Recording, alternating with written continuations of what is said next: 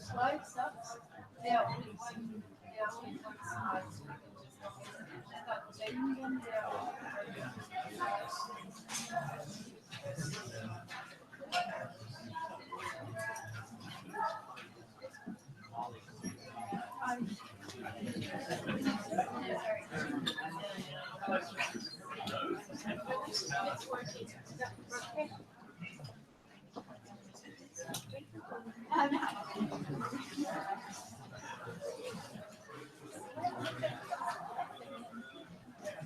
because the moment they closed it, so it was the connection of yes,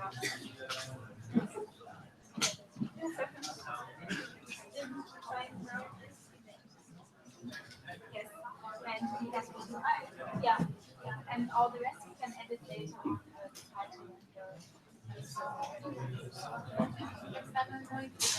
Yeah, okay. How much we have to know so that they know.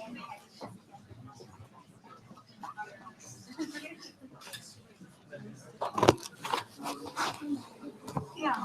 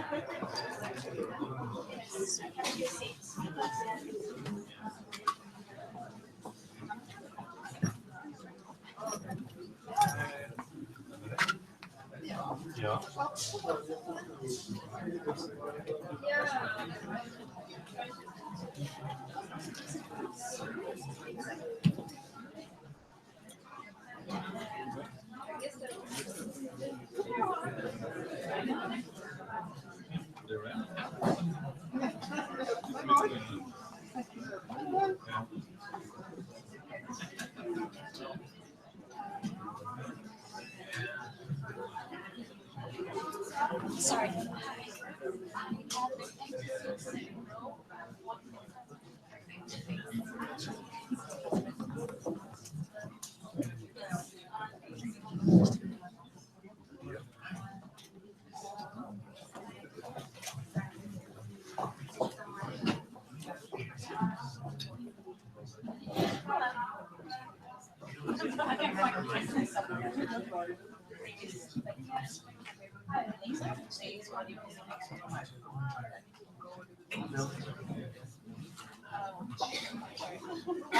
Well, I can make a plan for you.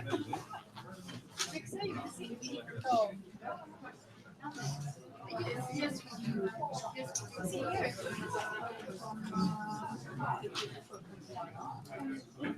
Yes.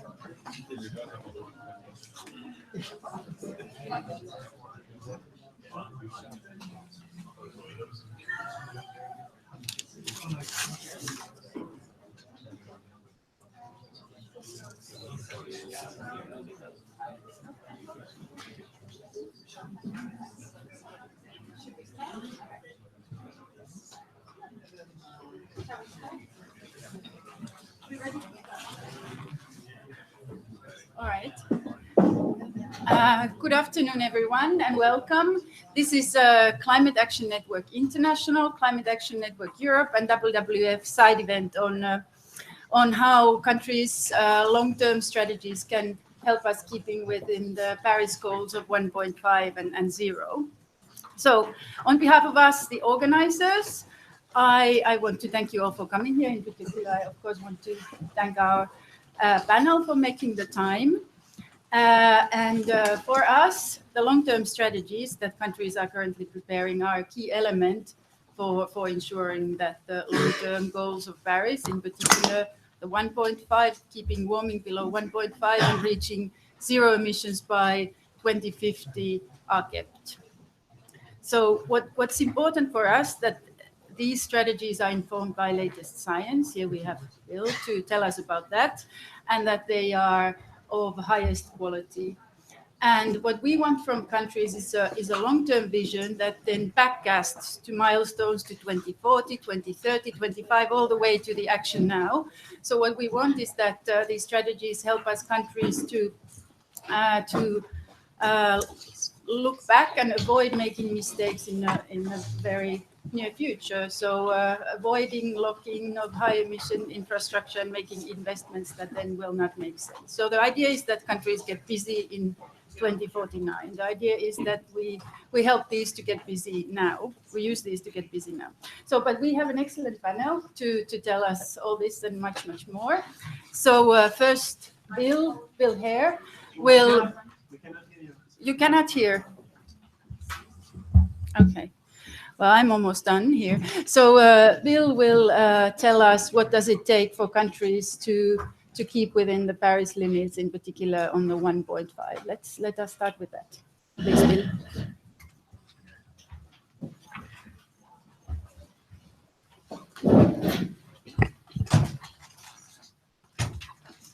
Thanks, Ulrika. I'm going to give you a bit of a snapshot of, let's say, an overview of some of the latest scientific developments in looking at the 1.5 degree issue, its feasibility, impacts, and the overall. It's not possible to hear you. So, oh, is that Christiana? Yeah. Hello. You made it out of Alice. Great. Good. Is that better? A bit, okay. Well, you can come down here and sit next to me. So I wanted to give you a bit of an overview of the science around holding global warming well below 2 degrees, pursuing efforts to 1.5 degrees, the so-called 1.5 degree limit in the Paris Agreement, and look at the required emission reductions, what are the implications for different sectors, how to get onto 1.5 degree C pathway, and what are the implications for policymakers. I'm not really going to go into much regional context, but I'll give you the sort of global overview. I guess one of the first issues that you hear in the corridors here is that 1.5 degrees as a limit might be out of reach. And there's been a lot of discussion in the press, and I know in many circles about this. I think one important thing just to get off the start with is that the long-term global goal in the Paris Agreement refers to a climatological average of 20 to 30 years, which accounts for natural variability.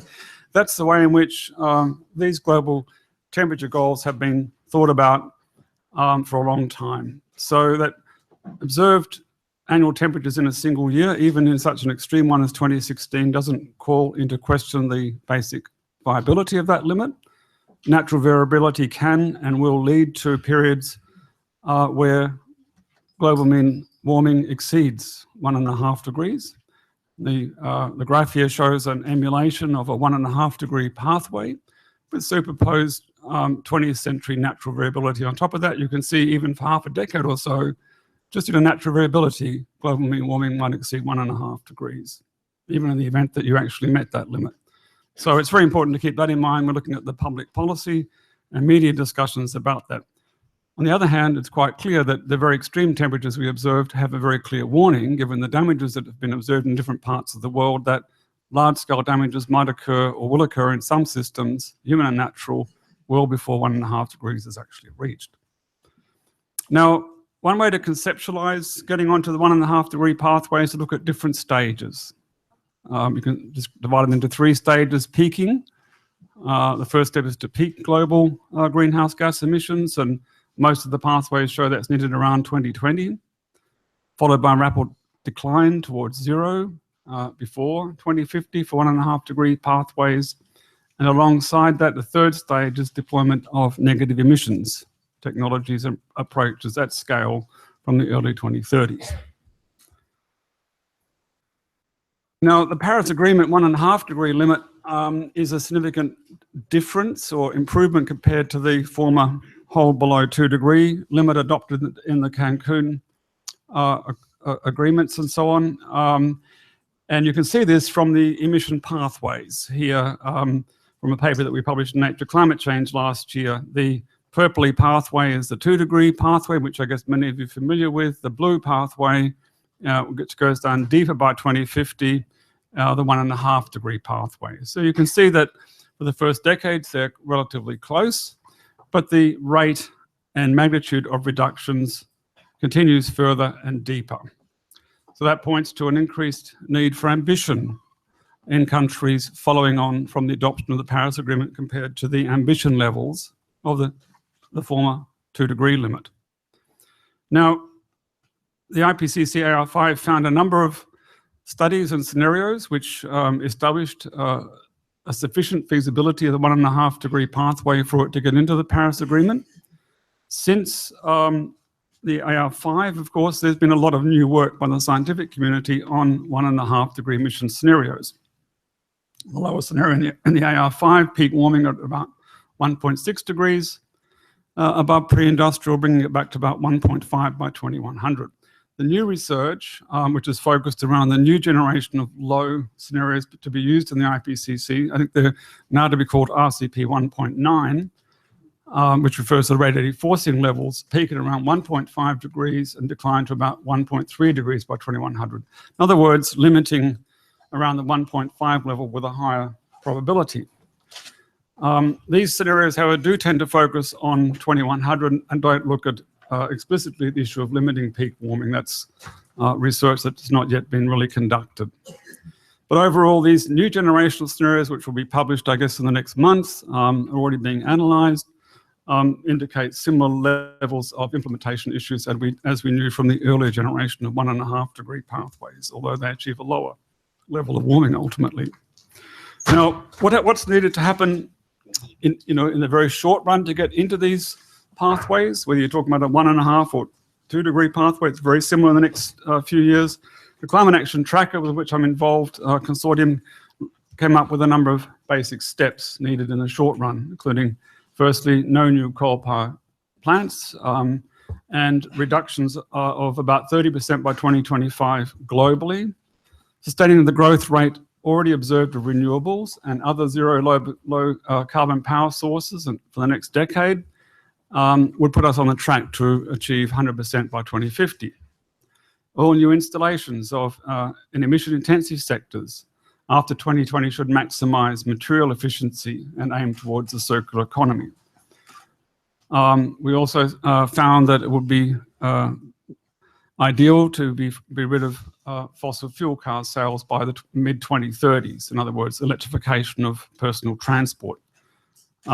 We need to get onto a larger long-term vision for many countries towards 1.5 degrees.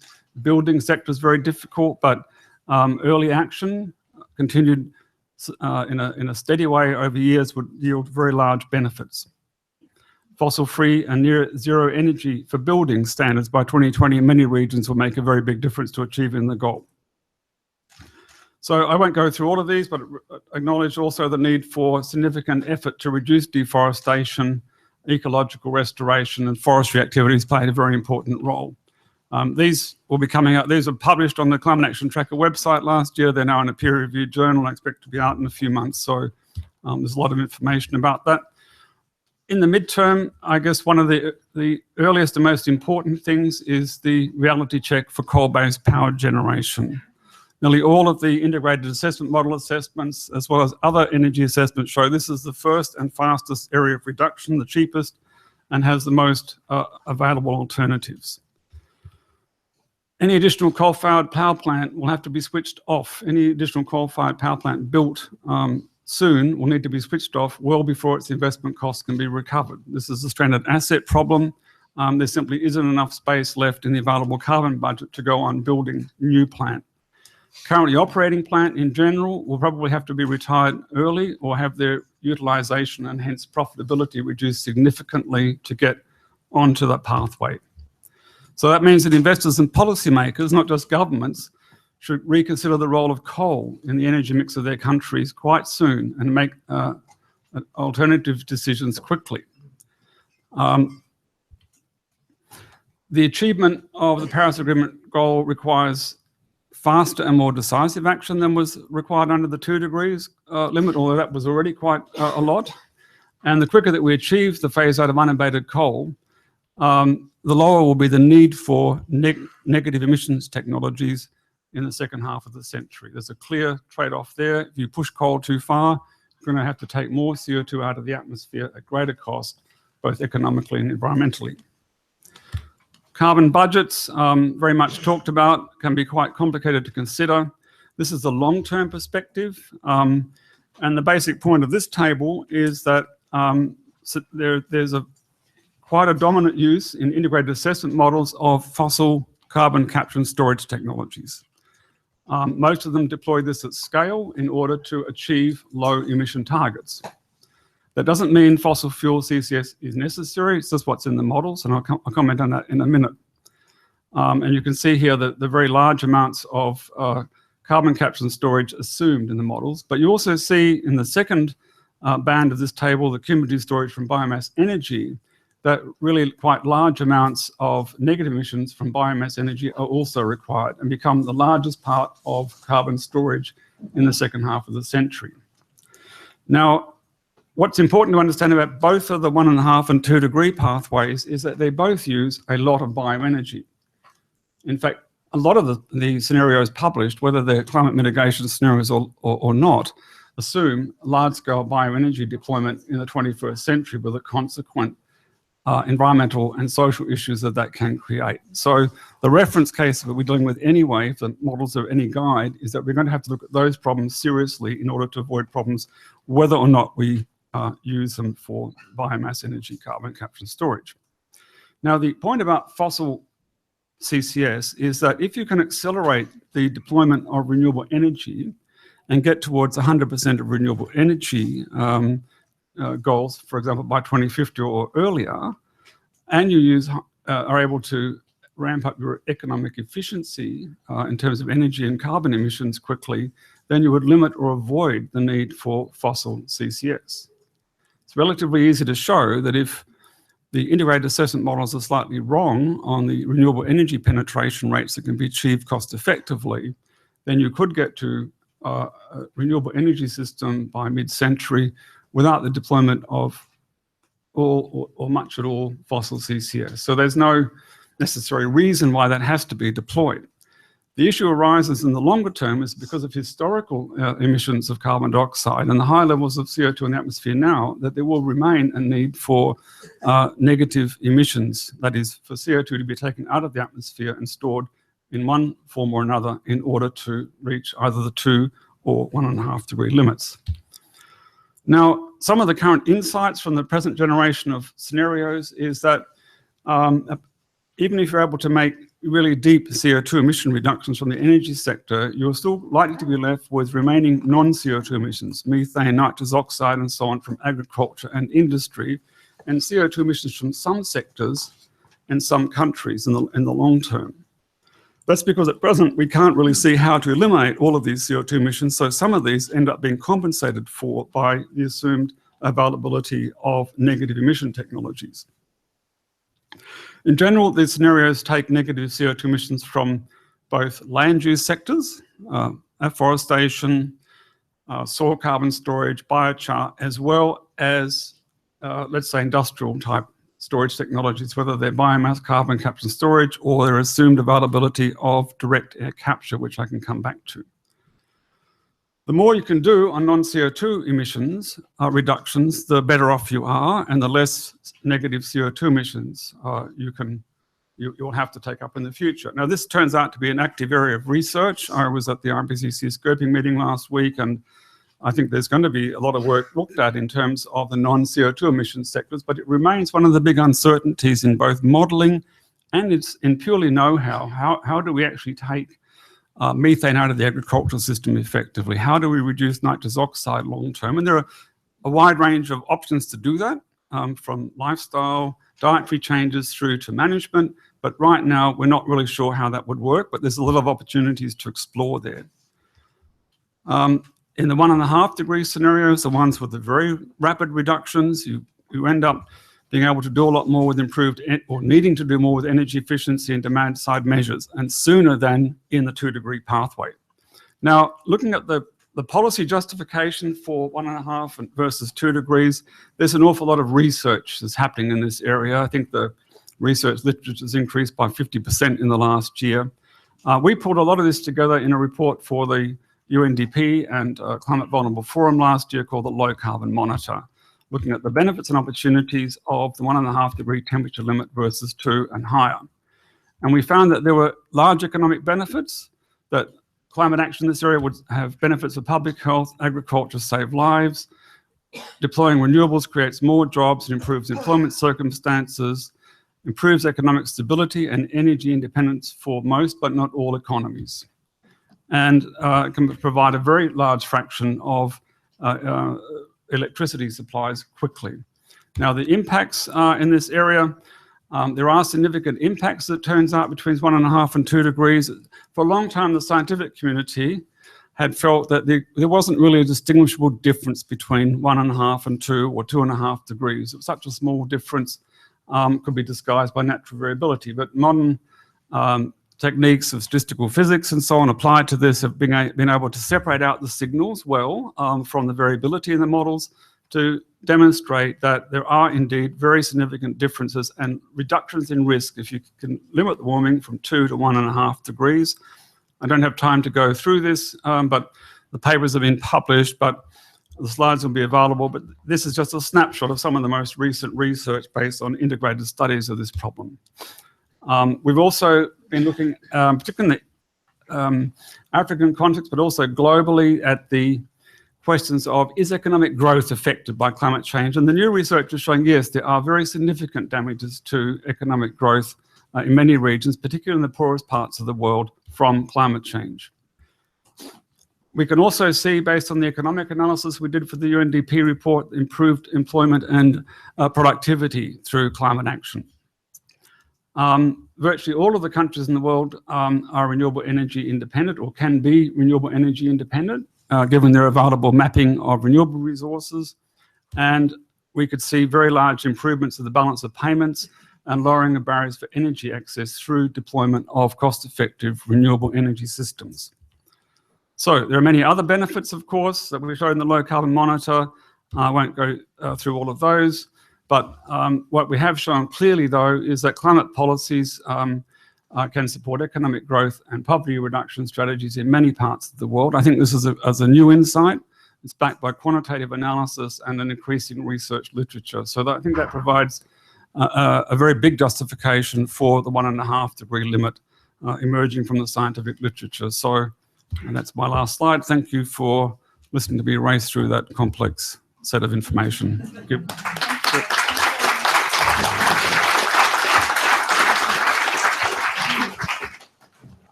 Okay. Thank you very much, Bill. And next we have Paula Caballero from WRI, who tells us why long-term vision matters. Please, I think you can just do here. Yeah. So, thank you very much. And Bill has made my life very easy because I'm going to be able to go very quickly through some of my initial slides. But let me tell you why the focus of this presentation is on the why. I'll put it simplistically in a very short phrase: 2050 is now. We need to make sure that we are able to translate these incredibly compelling science that to all of us in the room makes absolute sense. But we need to have a translation, and we need to ensure that policymakers that are faced with a lot of near-term, short-term decisions, budget constraints, electoral cycles, budget cycles, understand why this is in their interest and are more able, more willing to not only develop the long-term strategies, but to really embed them in their planning processes right now. So that's really the context of this presentation. So why these long-term strategies? Bill alluded to the issue of stranded assets. So obviously that the issue of the lock-in is quite significant. Also because, as I just said, they need to inform the NDCs. They need to inform the decisions being taken on the current batch of NDCs, and obviously they need to inform other NDCs that will be developed, but they also need to be very much embedded in development planning. It has to become part of the new mindset, if you will, of the ministries of finance and ministries of planning. There's a very compelling case to be made that even in cases where there might be upfront costs or costs of moving away from what will eventually become stranded assets, that ultimately this saves money and it promotes sustainable development. We talk a lot about lock-in, but we also need to talk about lock-out, the good development opportunities that get locked out. And it fosters innovation, and innovation leads to competitiveness, it leads to economic growth, it leads to jobs. All of this is good stuff. So first to zero in on the lock-in.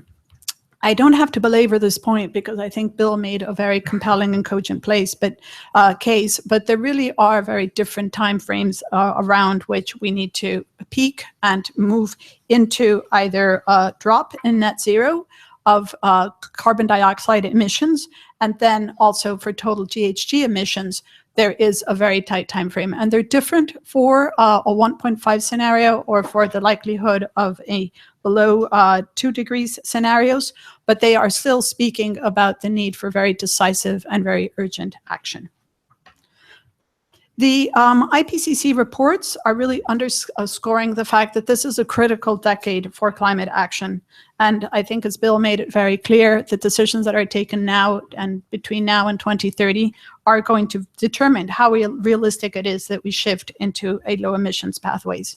Longer timeframes will mean greater difficulties. It will make it more difficult to move away from poor choices, and not just in infrastructure, because when we talk about lock-in and stranded assets, we talk mostly about infrastructure, but there's also lock-in into certain types of land use that will make watersheds, that will make productivity more difficult and more improbable to recover.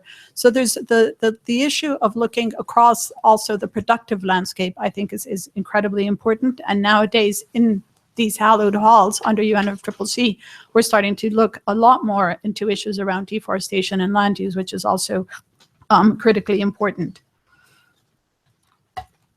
We will also be looking at the fact that it's going to become increasingly expensive and increasingly complex to be able to maintain the kind of pathways that are going to be needed to stay under 2 degrees.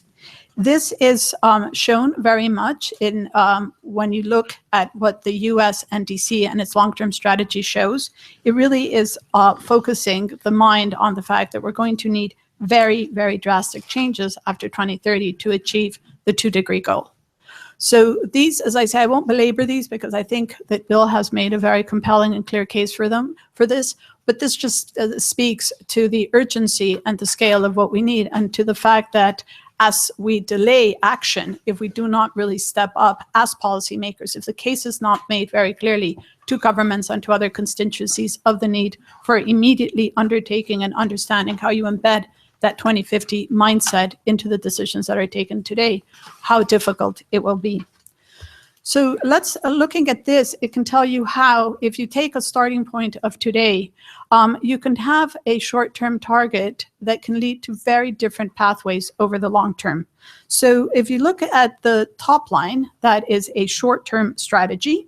And that is, for example, when you replace a coal-fired plant with natural gas, when you are not really moving into electrification, but you're just looking at fossil fuel vehicle efficiency, right? The bottom line is a long-term strategy perspective. That's where you have the same starting point, but you understand 2050 is now, and you make much more comprehensive, radical, transformative decisions now. And that is where you move from replacing that coal-fired plant with zero emissions power generation, where you move already into electric vehicles. That is the difference, and that is why the decisions taken now will put you on very different pathways. And this is what we need to have governments understand. This is what we need to have policymakers understand. This is what private sector has to understand. This is the translation of the science into policymaking that Bill was alluding to. So this is I happen to really like this slide because it makes a very compelling case of the fact of how long the replacement rates of times of different types of infrastructure. So if you look at here a residential building, when you build something now, it's very likely still going to be with us in 35 years. Again, 2050 is now. If you look at what it means here, that if you do not take the right decisions right now, you're going to have the difficulties in reducing emissions. Because, as Bill was also saying, replacing these technologies is going to have upfront costs. You're going to be looking at the issue of stranded assets, and those are going to be politically very difficult decisions for many countries to take.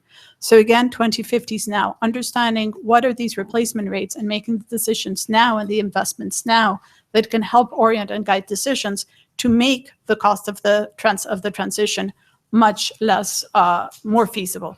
And this is also why it really highlights what we were saying earlier, that the more you delay the transition and the peaking, the more difficult it will be.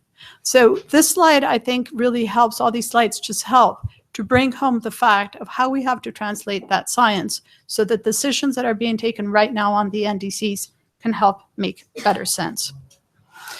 This is another slide that is quite useful because it will tell you, it speaks to the fact that countries need a lot of support in implementing their NDCs with a lot of very targeted sectoral analytics that can help them guide the implementation of strategies, sectoral strategies, and how the advancement of new technologies can impact on them.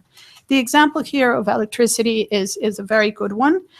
We have many low carbon sources and therefore many pathways to decarbonization. You can have new renewables, nuclear, and as Bill was saying, also CCS. But you have to also take into account that the demand for electricity is going to be growing. So how can you sustainably source that?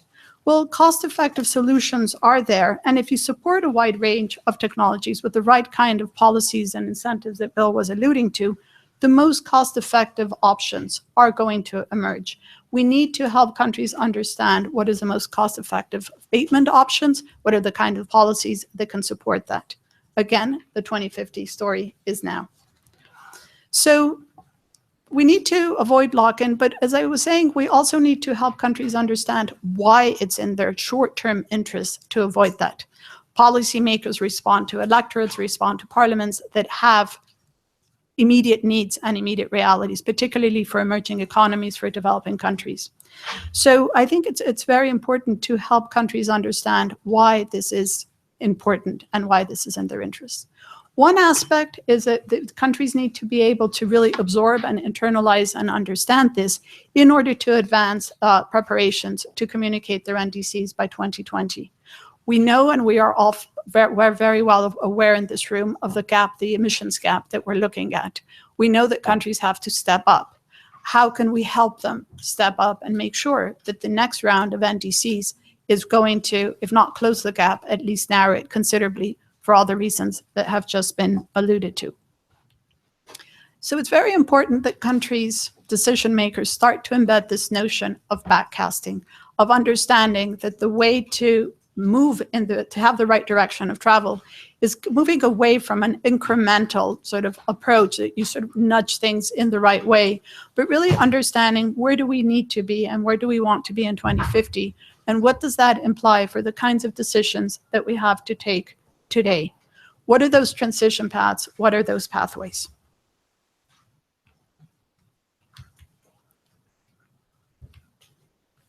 So the links to sustainable development are going to be really fundamental. The compelling case for the need for radical and drastic mitigation is not lost on anybody in the room. That's why we are all here, and I think most of the people in this room have committed their lives to this. But the reality is that policymakers are facing many different issues, and with small budgets, competing priorities, and very urgent demands. So it is very important for us to be able to help countries understand why a decarbonization pathway can help to deliver on other fronts, why the kind of mindset that looks at 2050 and the kinds of situations, the kind of context, the kind of opportunities that we want to generate, with the kind of world we want to generate, has to happen now. And evidently, it's absolutely important to focus on the decarbonization pathways, but it's also important to enable countries to understand that there are other issues that will benefit from having that long-term perspective. So I'll just use one example. There could be many other examples, and that has to do with water stress. If you look at what the situation is currently already in a place like the Middle East, you need to start to help policymakers understand what are the different options in terms of water management, in terms of land use management, that are going to enable them to have a viable land use sector, viable agriculture, viable water provision to source domestic, industrial, and other needs in 2050. We're not going to get there through an incremental approach either. And so there's many different approaches, but it is important to help and enable countries to understand that if you can have the same kind of analysis that you can have when you're looking at mitigation pathways, when you're looking at issues around food or water security, that this is also where that backcasting mindset comes in. And that starts to make this idea of 2050 is now, 2050 is now, what you decide now matters, much more tangible and much more germane to immediate policy needs. This is about the transformation and a shift in mindsets and in how problems themselves are formulated. And finally, not last, but obviously not least, it is the fact that we need to foster innovation.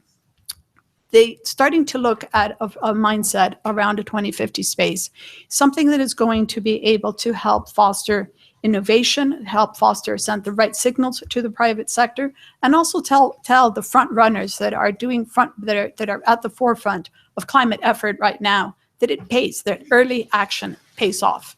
Yes, there's challenges, but you can leapfrog. There's new technologies, there's new approaches, and there's a lot of support out there to help countries leapfrog and move into this new space.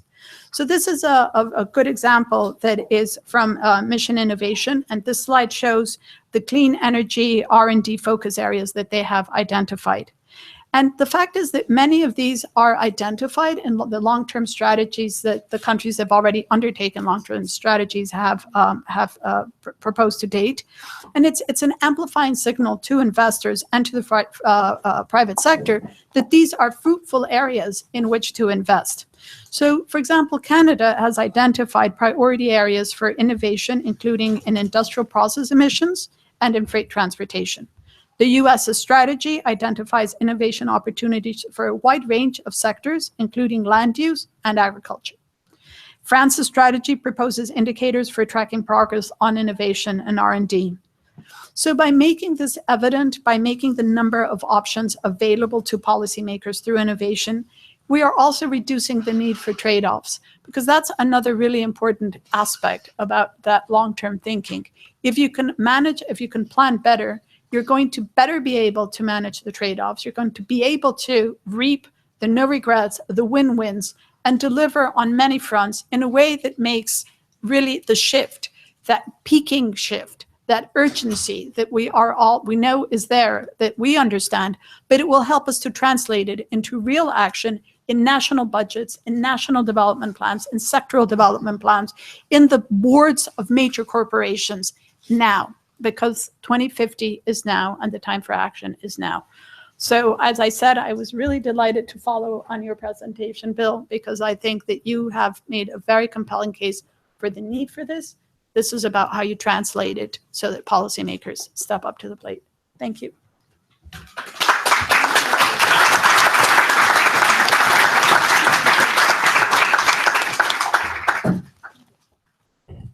Thank you very much, Paula. Next, we will have Imke Lübke from European Parliament Policy Office. WWF has looked into EU member states' long-term strategies and have conducted an analysis. And Imke will talk about the quality, and maybe she has also some improvement ideas to share with us.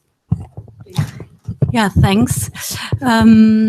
Yeah, I'm moving to the how, actually. I think we heard long-term strategies are very important, and we sometimes use the comparison of the application, the Maps application on our phone, which basically makes sure we get to the right place at the right time. And I think this is partly what long-term strategies should do. I think apart from the question of the level of ambition, which is super important and very, very very relevant, as we heard, we felt there are a couple of other questions actually to make them credible exercises rather than a one-off writing exercise for countries. And we were lucky, we got support from the European Commission and MAVA Foundation to engage us into assessing low carbon development strategies. So the Commission, industrialized countries committed to develop low carbon development strategies in Cancun in 2010, and the Commission or the European institutions translated that commitment into a provision under the monitoring mechanism regulation and ask member states, so the 28 member states, to deliver a low carbon strategy.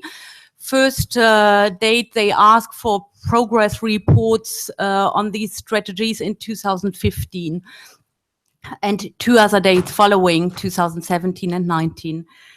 I'm telling you that to put the results I'm presenting into the right context. We have been looking into these 28 member states' strategies because they were asked to submit them in 2015 at the IEA depository. And we've looked into what has been there in 2015, which doesn't match always what actually is on the table. You will see it a bit later. So the project is called Maximizer. And yeah, when we started this project, we thought about, we should think, what is a good long-term strategy? How should we define a long-term strategy?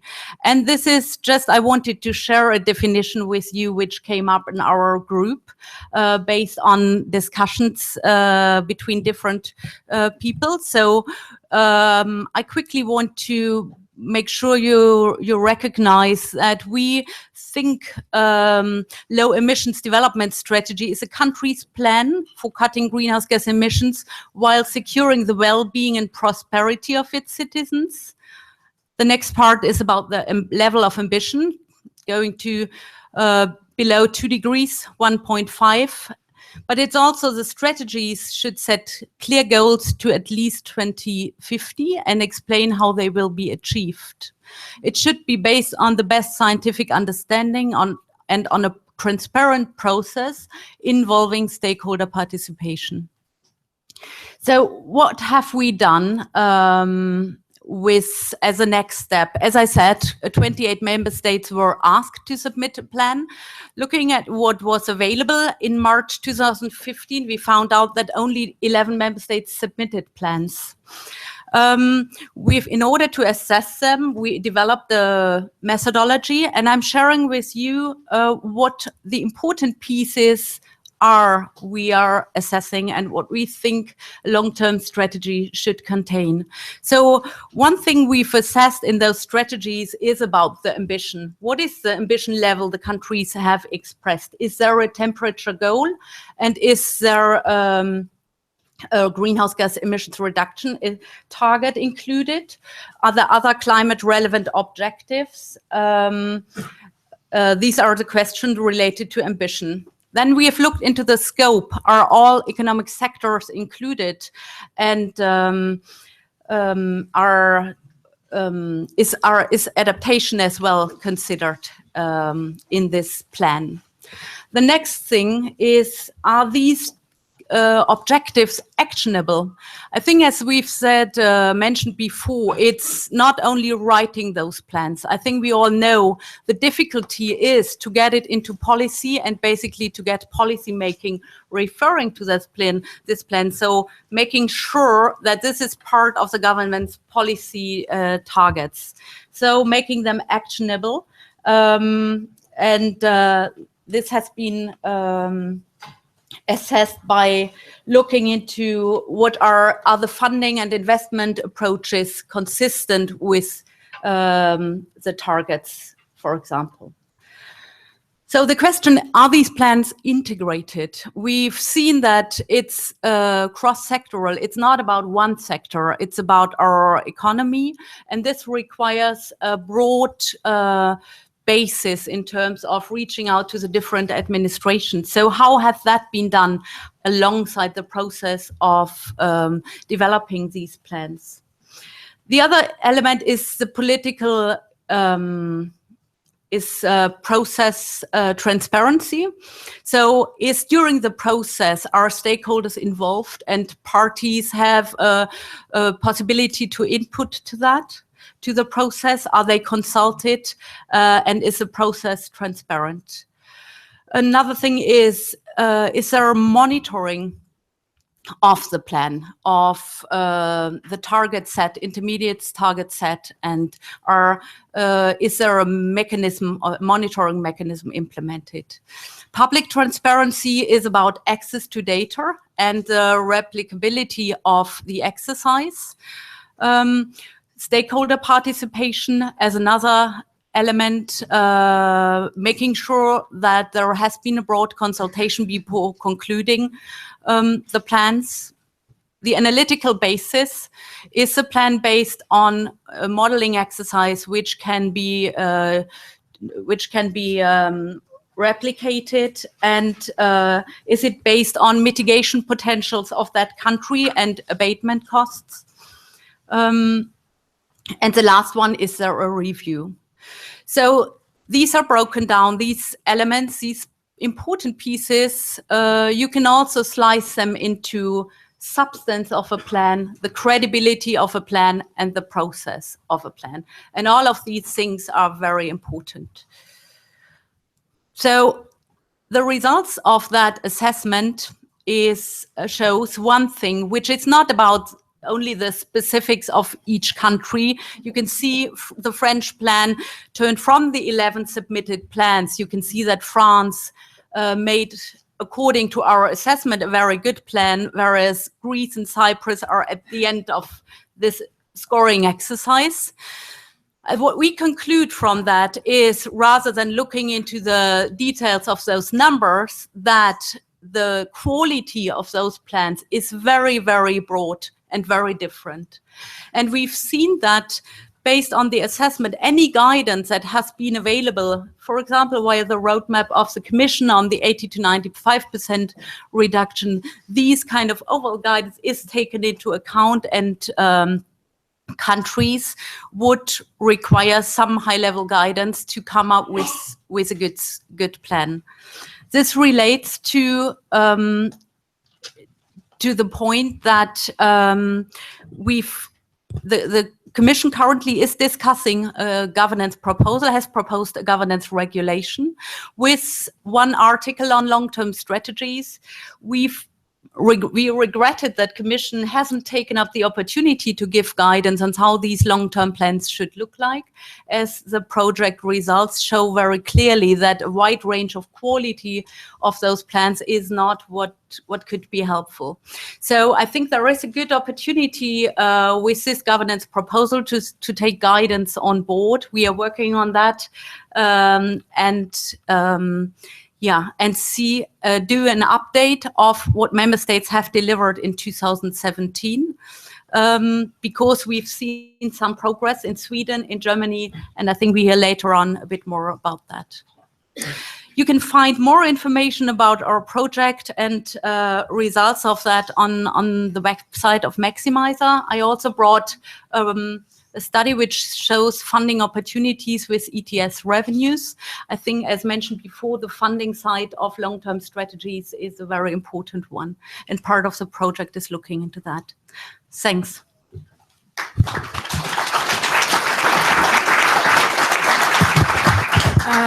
Thank you, Imke. And before we go into the discussion and questions, we have invited the European Commission and Germany. We have Ilka Wagner from German government and Tom van Ierland from the European Commission to share us a little bit their thoughts on what we've just seen, and also on their experience on already preparing a long-term strategy. I noticed that Germany didn't score extremely high on the Maximizer scorecard, but the Commission wasn't assessed, it seems. But the Commission is now updating European strategy as a result of the Paris Agreement. So maybe, Tom, you can also talk about that. And in particular, we'd be interested in hearing how the long-term goals of 1.5 and 0 targets and science will feature in. So maybe some 5 minutes from both of you, and then we still have a good half an hour to discuss.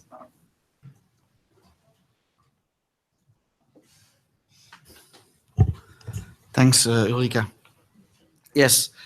Well, there's a lot potentially to react on the previous topics, but I would like to go back a little bit indeed in what we have done in the past as European Commission. I think not all stakeholders involved know that we, in 2011 already, that's now 6 years ago, started our first adventure into the kind of presentation and elements that were given here today.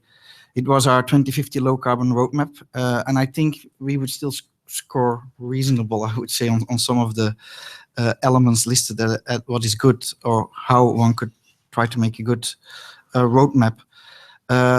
We certainly tried to have stakeholder consultation in there, so we had a preparatory process, which we didn't work in an ivory tower in Brussels alone, preparing this. We covered all sectors. So we didn't look only at the energy sector. I guess that has to do also with capacity in a way. We try to always analytically underpin our assessments. And we do have the capacity to look at all sectors, including the non-CO2. So we had that in our work. There was the link to being actionable, and I think that is important. I think we really tried to look at what is possible, how can we achieve it, and trying to convince our stakeholders that it's possible. We had a diagram. I didn't have slides with me there, but we had a diagram that showed over time what different sectors needed to do. And one of the key conclusions we always had is one, that it's possible with the technologies as we know. Okay, they need to evolve, but it wasn't that we needed, unexisting technologies to deliver on the types of emission reductions, the 80% we were assessing. But it came out clear that there were sectoral differences, that some of the sectors had steeper reduction pathways ahead than others, even if all have to do, of course, an effort. And I think that was picked up quite well. If you look at the evolution in our electricity sector, both if you look at what some of the stakeholders in the electricity sector itself, Eurelectric, for instance, has done in time, looking themselves at the future of how their sector has to evolve. But also, I would say our legislation has picked up on that. And the Clean Energy for Europe package of autumn last year was strongly focused on the types of measures you need to decarbonize the electricity sector. And really starting to look at the nuts and bolts on how to deal with things like high levels of intermittency and how to get the market functioning in such a setup.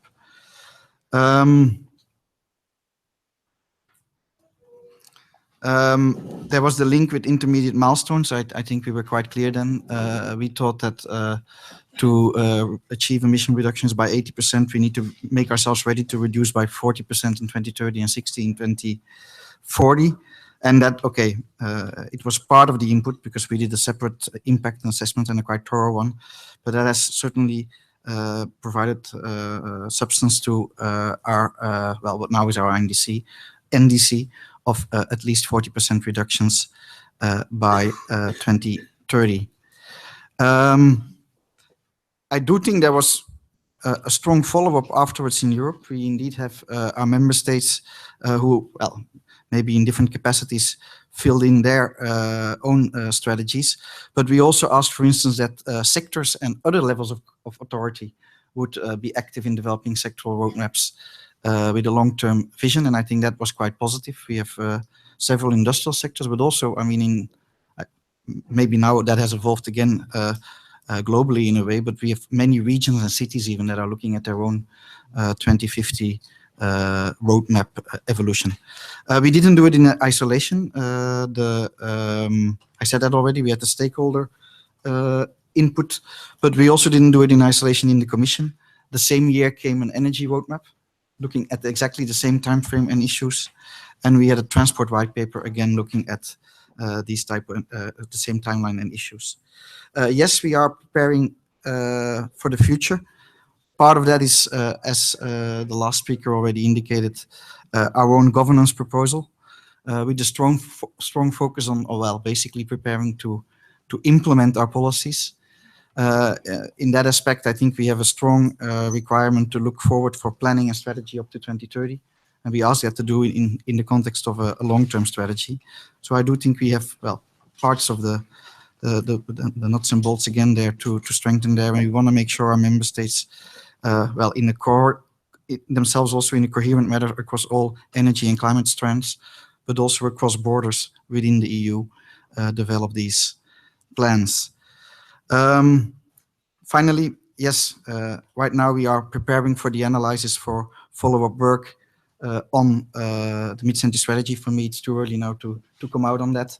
I do note with very interesting insights from Bill's presentation, but I do think we should also recognize there that we will need more information.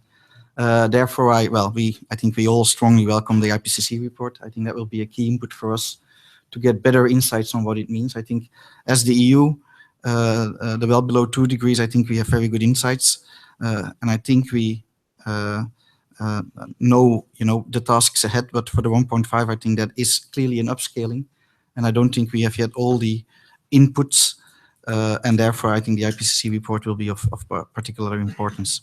Thank you.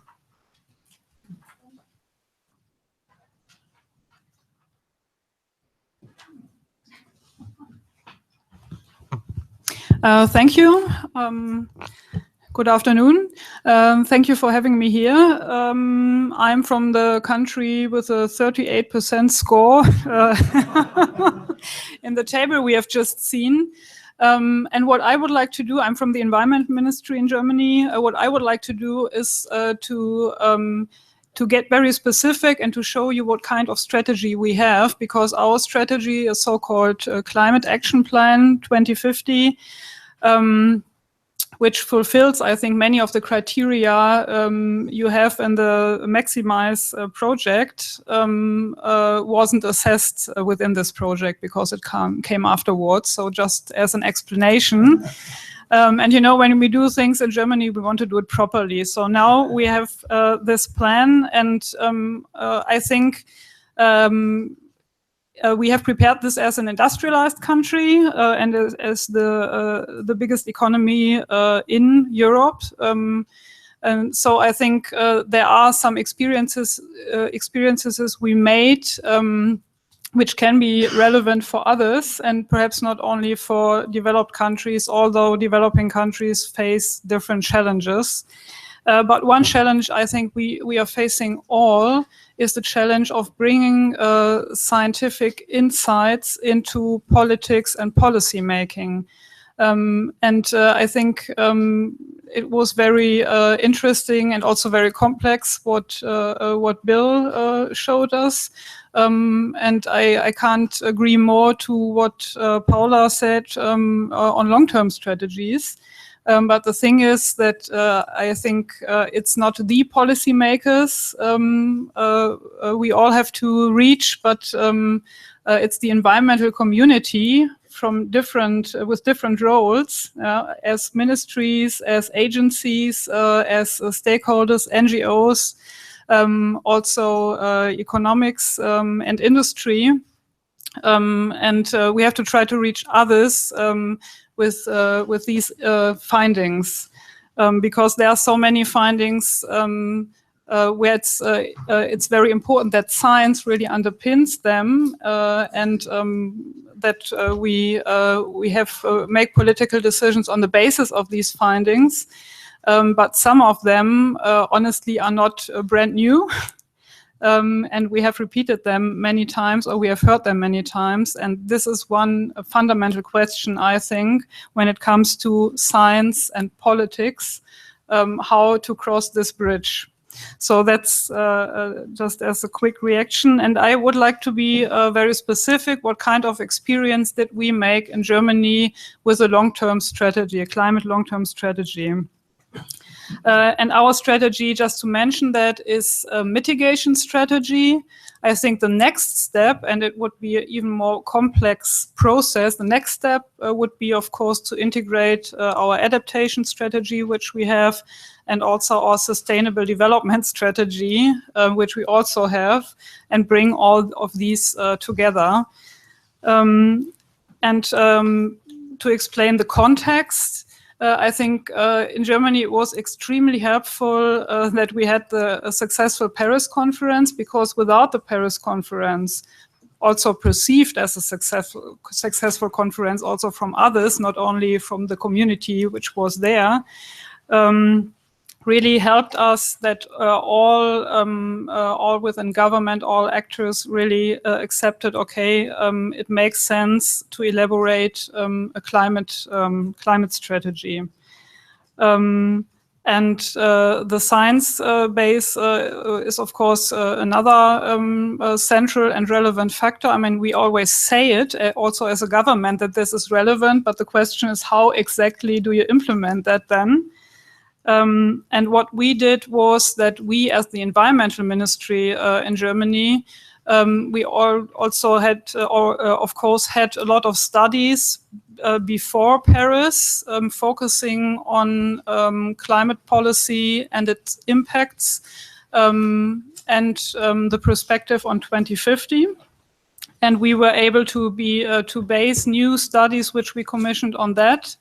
We worked then with 3 scenarios: one business as usual scenario, one scenario with 80% mitigation by 2050 of greenhouse gases, and then one with 95% mitigation by 2050. And these scenarios helped us from the environmental ministry to write the strategy, including milestones and measures for 2030. So the 2030 perspective is at the heart of the German climate strategy. And there we have sectoral targets for all relevant sectors. Just to mention them, it's energy, buildings, transport, trade and industry, and agriculture. These give us the chance now to be underpinned next year in an action program by measures that have to show how we achieve these targets. I think the sexy thing about this is that this is a strategy by the whole government. It's not a law, but it's a strategy by the whole government that was adopted in the cabinet. And the attractive thing is that now, as a next step, we will ask all ministries in charge within the government, for transport, for instance, for industry and the economics, to propose measures. How do we achieve those targets? I think that's a very important part of the governance of this whole thing. And I want to mention 2 other aspects. One aspect is that we will establish, or we already have established, a so-called science platform. And this platform will have the task to assess where we are, and to give advice, of course, and to assemble different players from the science community.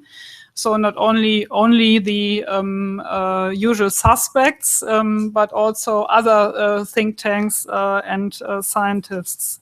I think that's very important. And the other important aspect, and an aspect of which we are very proud, is the participation of civil society. We had a very broad participation process.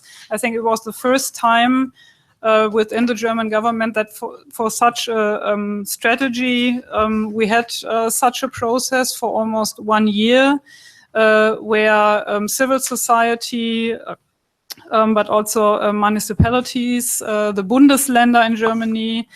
So all the players who have to do with climate policy implementation could make proposals for measures, what is needed from their point of view, and they also played a role in what we had then at the end as the strategy.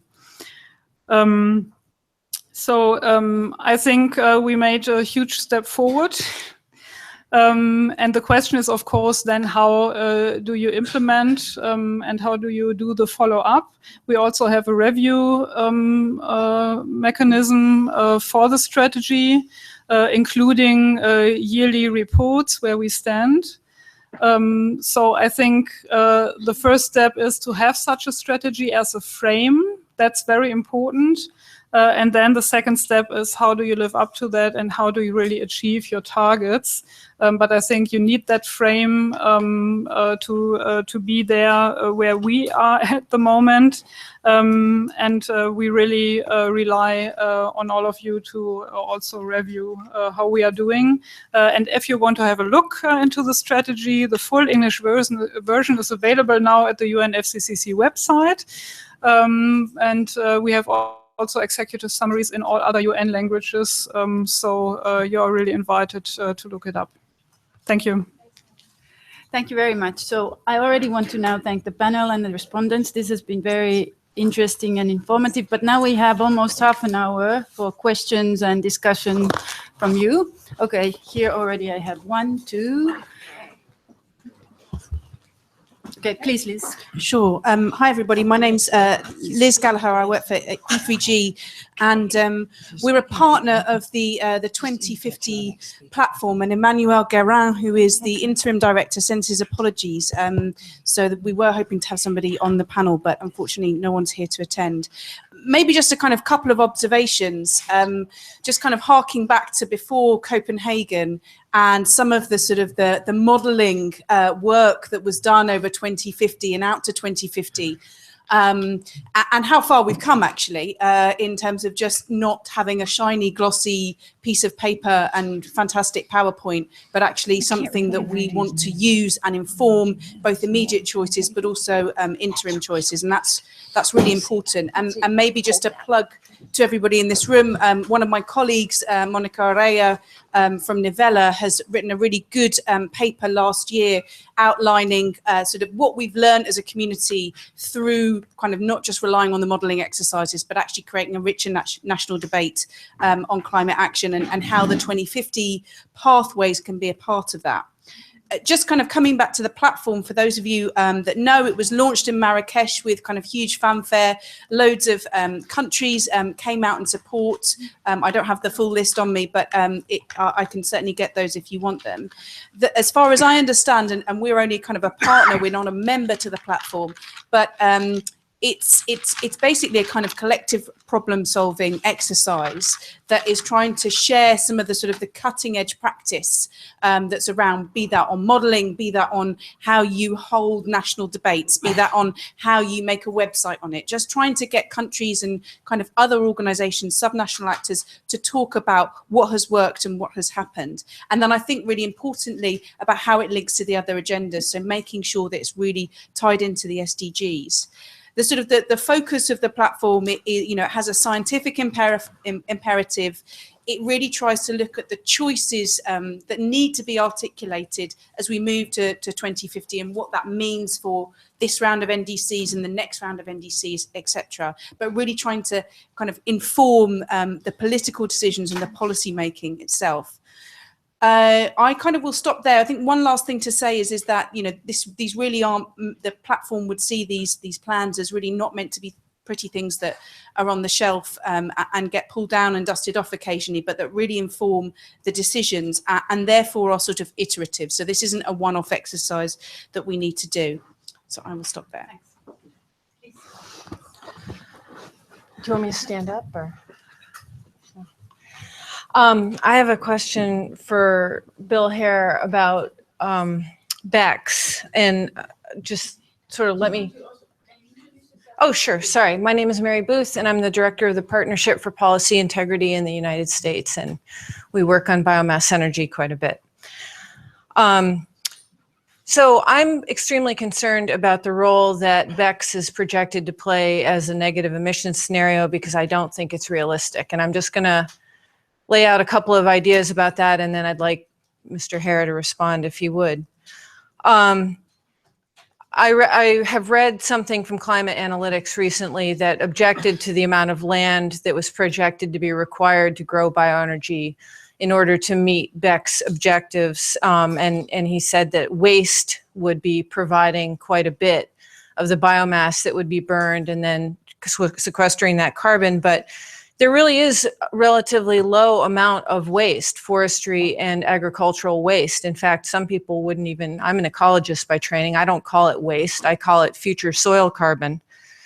And, you know, even if you're not growing crops for bioenergy, if you're using so-called waste, you still have to go out and perform activities on some number of acres of land and or hectares. Sorry, I forgot where I was.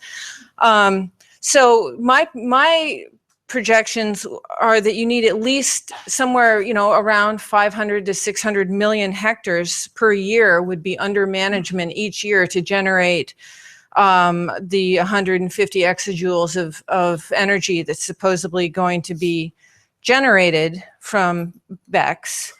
And at the same time, the physical reality is that burning biomass emits a lot more CO2 than burning fossil fuels for the same amount of energy.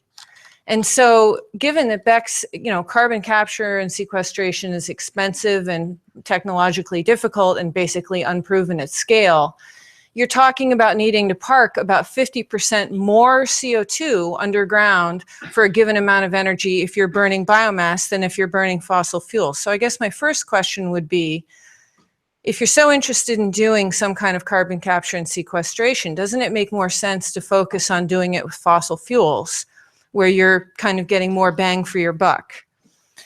And then another question is, if you're burning wood, if you're not using, I mean, I can see the philosophical idea behind BECCS that you can use it as a carbon pump. If you're growing an annual crop, sequestering carbon and then pumping it below ground each year. But if you're using long-lived fuels like trees, which I believe is one of the things being considered, you're moving carbon from one semi-long-lived pool, which is trees, into another long-lived pool, underground, but it's not taking carbon out of the atmosphere. It's not acting as a negative carbon pump.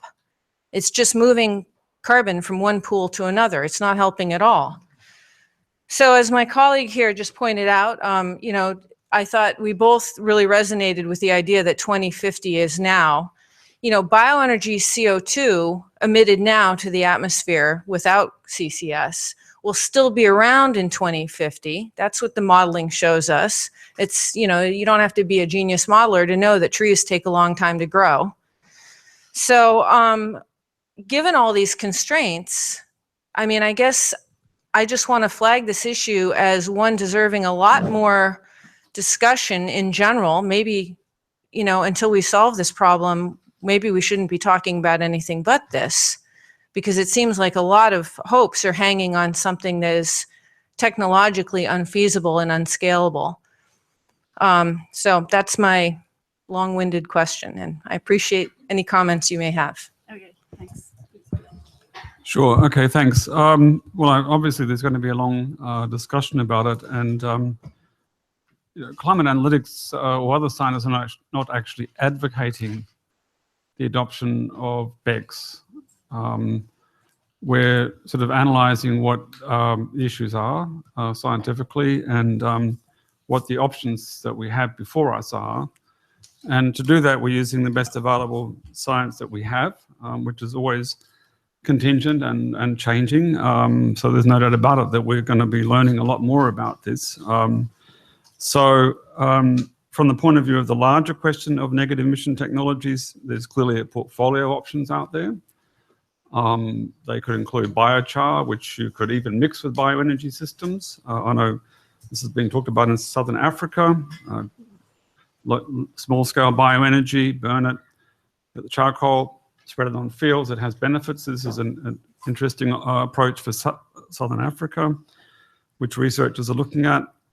Significant storage possibilities. Other places, existing bioenergy plant using forestry waste and so on could be constructed to operate in CO2 extraction mode. There are also direct air capture technologies, which you could also roll out from first principles, but if you reflect upon the character of a 100% renewable energy system, then what you find out of the modeling of that is there are going to be substantial periods of time where such systems have surplus energy, and you could apply that to direct air capture, for example. Now, the bioenergy issues you raise, I think we can only reference ourselves to the published scientific literature. You've given a lot of opinions about that. Many of them don't agree with the literature as we understand it. So bioenergy systems, of course, you can do them in a way that they're going to burn and release more CO2 than fossil fuels. But most modern mainstream systems don't do that. They really avoid a lot of CO2 emissions. And there's going to be ways of doing bioenergy that are fully and wholly unsustainable and create land use conflicts, no doubt about that. But there are also options that don't.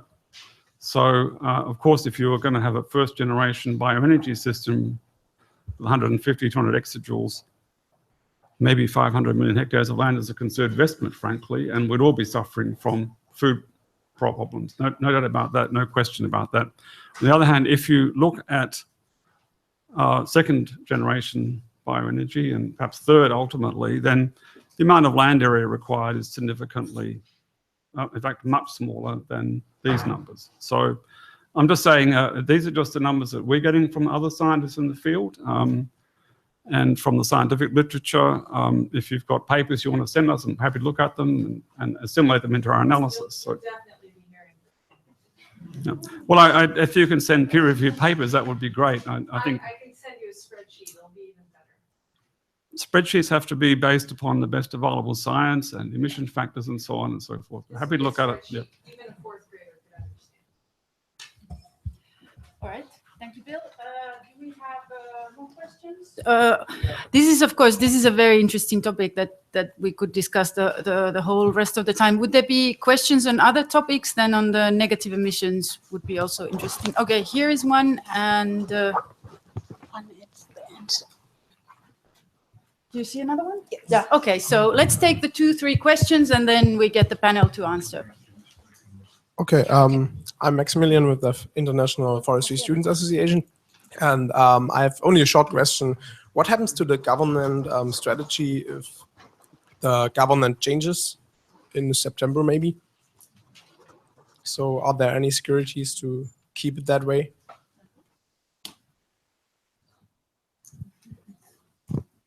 Ms. Wagner? Let's take a couple more questions and then... I break the rule, but only for a very short follow-up one for Bill. Christoph Thies, Greenpeace.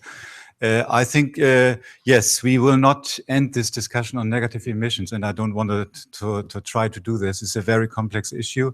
I think what I really thank you for, Bill, is to give us the order of magnitude of negative emissions, of what additional CO2 uptake is needed in the course of this century. So I think it would be great to first maybe get a broader agreement on this. We are informed on science. We need to make up our mind in CAN and in my organization and so on, and then have the much more complicated discussion. What is the best way of doing this? And then, of course, in my view, this has to be absolutely in line with the targets of the Biodiversity Convention, with the SDGs and so on. And then, of course, we know negative emissions have very different implications on all of these SDGs, on biodiversity targets, and so on. Just to give you one example, we are far from having made up our mind. We currently would favor the restoration of forests and other ecosystems, which is very different from afforestation. The reason being that this is the only way of capturing additional carbon from the atmosphere and safeguarding biodiversity. So But of course, I admit, we don't know how far we can get with that. The scientific evidence that we recently received is that it might be higher than most of the recent models have modeled. But again, I have to admit, we are not sure, but we need to advance more, have much more science on this. And that would be my plea. And we have a short event on the potential of forest restoration and the little we know about it next Wednesday.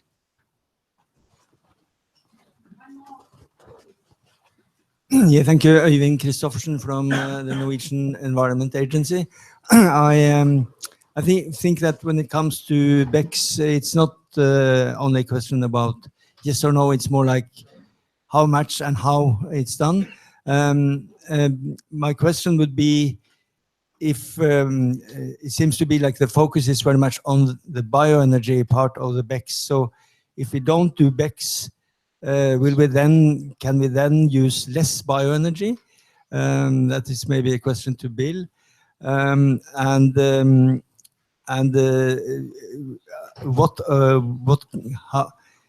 What kind of alternatives do we have if we kind of, isn't it better to look at how much we can use and the potential and so on? And is it any studies which will look into that? Thank you.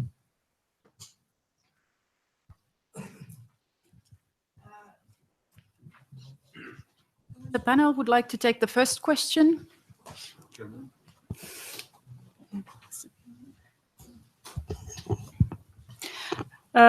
Yeah, that was the question on what happens with the climate change plan after the elections in September in Germany. In Germany, we have a saying, there's only one thing sure and for sure, and that's the death. But try to translate it. But seriously, I don't know, of course, because it's a plan adopted by the government.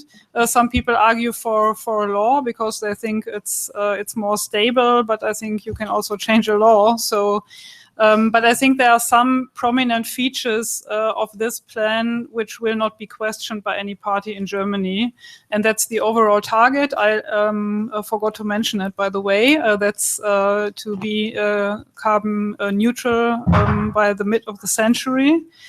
And also the 2030 targets, I think nobody will really question them.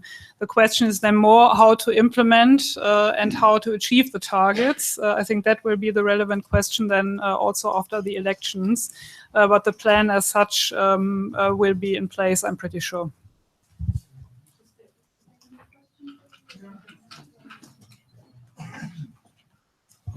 Yeah, thanks, Christoph. I think that, look, the options of ecological restoration are definitely very significant and preferable to many others, actually.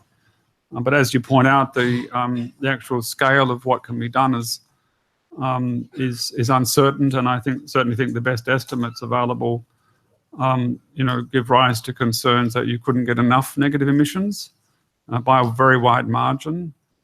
Certainly, the higher estimates of ecological restoration would put more carbon back into the biosphere than we had at the pre-industrial time. So in the coming century, that's pretty hard to imagine, particularly if you're on a 1.5 degree pathway when CO2 concentrations start to go down. So the CO2 fertilization of trees and so on around the planet would begin to decrease or even reverse slightly.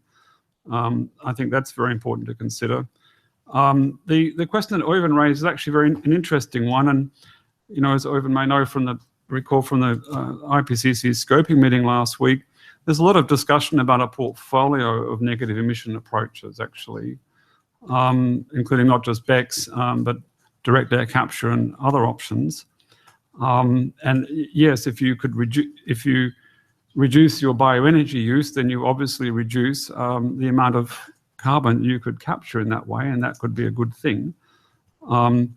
But it's also clear from the present generation of energy system models that even if you don't do anything on climate policy, you could be looking at major problems with bioenergy, the scale of it approaching 300 or 400 exajoules in some scenarios, far above what anyone would think is really sustainable. So whether you've got a BECCS issue or not, you ultimately have to address the bioenergy problem.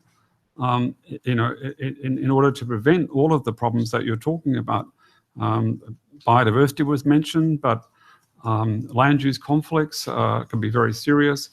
But also water supply issues become really serious as well. If you're planting too many, very large water-using trees in order to maximize carbon, you're going to create watershed issues as well. So there's a whole bunch of issues which need to be addressed there.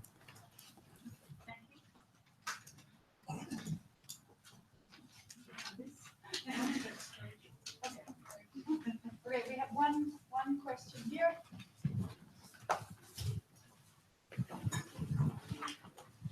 Well, this is basically a question about the stages, peaking, decline, and then negative emissions deployed. It does relate to the what we've just been discussing about ecological restoration and its potential. And this could simply be that I don't understand exactly what each of these stages is actually comprised of. But if there is a deployment of negative emissions more immediately, and I'm thinking about ecological restoration, but I guess it could be anything, that then presumably feeds back into influencing the peaking and decline stages, and alters the modelling for later on. Is that correct? Is that how it would work? I'm just trying to understand the stages and how that works with negative emissions.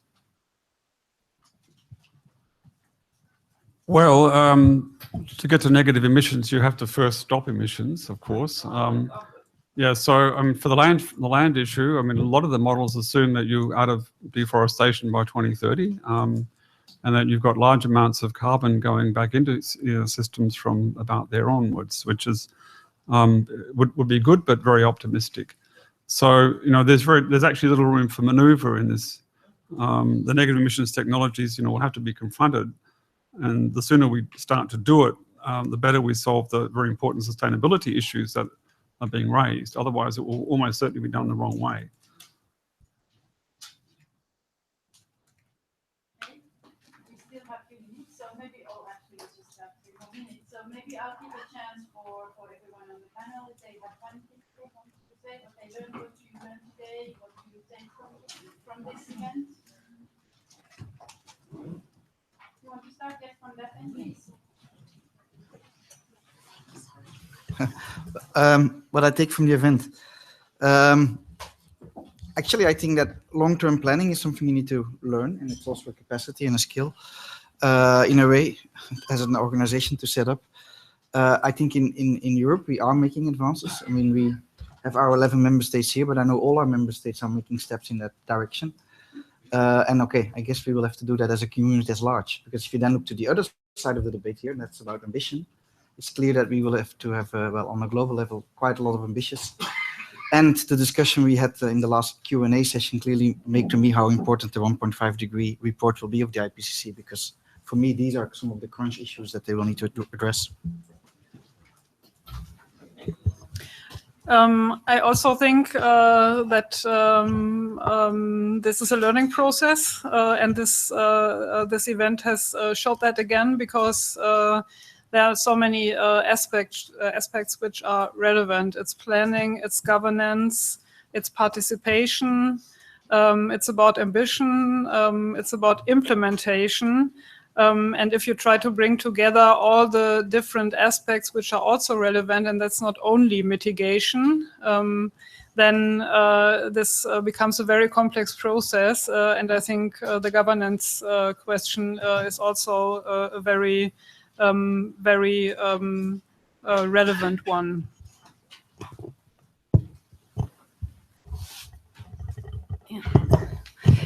Yeah, I think I take, or following on what you've said, the learning is very important. I think this is something we take from looking into what the project delivered, but also from this atmosphere of discussing the whole issue. I think being open to learn about and dig deeper into the complexity we are facing is really, really important. And I'm guessing the Commission is also has a strong, and the European institutions have a strong role with the governance proposal and just accompanying the member states in this process, which I think is really important and requires much more hand-holding in the sense of getting people ready to learn. And I think this is something where we have to contribute to, and I think this event did. I'm very happy that bioenergy came up. I think this is partly a wrongly addressed issue. I think it requires more information, more exchange about the role bioenergy can play, not taking a wrong pathway in terms of assuming we have a lot of space to use bioenergy up to 2050. I think we need to urgently rethink that, what the realistic role of bioenergy using to mitigation is. And I think that was a good start. And the last point is, it's not only about decarbonization, it's about biodiversity and sustainable development. So even really scary to bring those together. But I think that's for the next round. Thank you very much. And building on the very good comments, one note of caution is that we have to make sure that this is accessible to developing countries. This is extraordinarily complex, requires a lot of capacity building and a lot of other installed capacity. And it is absolutely fundamentally important that this does not become an exercise that is seen only as something for developed countries or accessible to developed countries. So everybody here in the room, we have a really big piece of homework in terms of thinking through how we can enable countries, developing countries, to undertake this kind of planning and not think that the perfect is the enemy of the good. You don't need something, fully rounded out. You need to start to already embed the kind of mindsets and thinking that I was referring to earlier, and really helping countries to embed that kind of a new framework, a new mindset in their planning now. As I said, 2050 is now, but 2050 has to be for everybody. Yeah, thanks everyone for all the great questions, including on the really hard ones. As a scientist, they really kind of provide inspiration and guidance and direction as to the next stages of work. So your questions are going to help me go back and try and focus more on, inspiring my colleagues and modeling groups and our own team to kind of look harder at the issues that you're raising to sort of get to the bottom of them scientifically. So from a science point of view, it's a bit parasitic, but this is great. I love it. And it's going to help us focus our work. Thanks. All right. So thank you everyone for coming. Thank you for the good comments and the questions, and especially our panelists. Thank you very much. It was very interesting.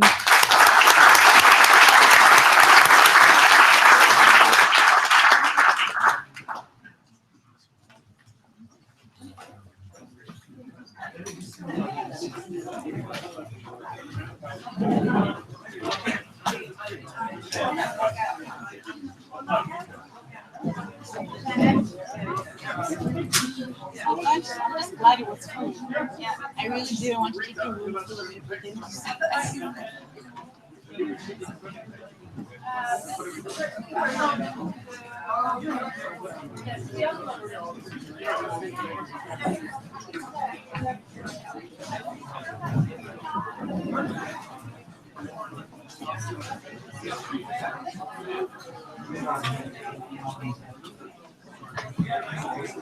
This was fantastic.